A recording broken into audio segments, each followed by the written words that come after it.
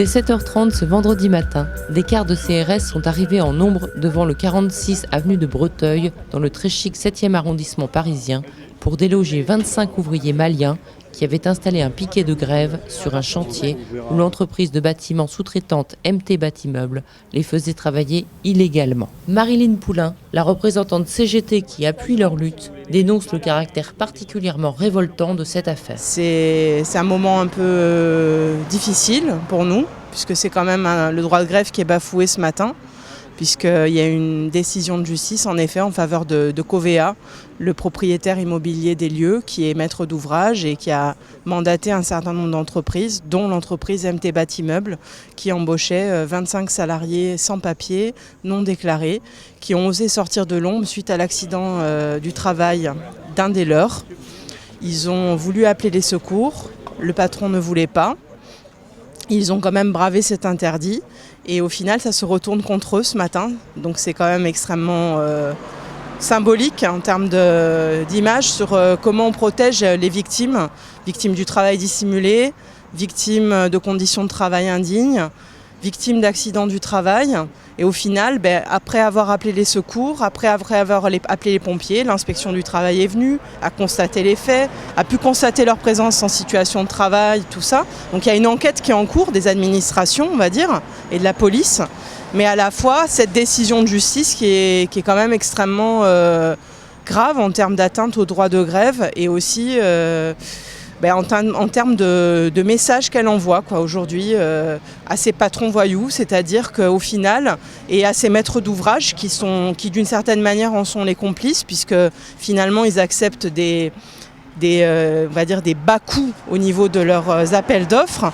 Les prix sont cassés, on a des conditions de travail qui sont indignes, l'emploi d'étrangers sans titre, qui sont non déclarés. Donc on a une situation comme ça en cascade et les uns se défaussent en rompant les contrats et finalement en disant « ôtez-moi ces travailleurs et ces esclaves que je ne veux pas voir ». Et c'est extrêmement choquant venant de la part d'un groupe mutualiste, qui est le groupe Covea, quand même, GMF, MMA et MAF, dont quand même le slogan est assurément humain. Ce groupe mutualiste a finalement fait un choix qui est tout autre, celui de renier ses salariés et demander leur évacuation. Donc c'est quand même extrêmement choquant de leur part. On attendait mieux. Qu'est-ce que vous réclamez? Qu'est-ce que vous voudriez? On veut nos droits comme les autres, comme tout le monde. On n'a pas fait de mal à quelqu'un, donc voilà. Vous étiez depuis combien de temps sur le chantier quand il y a eu l'accident? 2 mois presque. Voilà. Et payé avec des fiches de paye ou pas du tout? Rien de tout. Que les liquides, voilà. Que les liquides.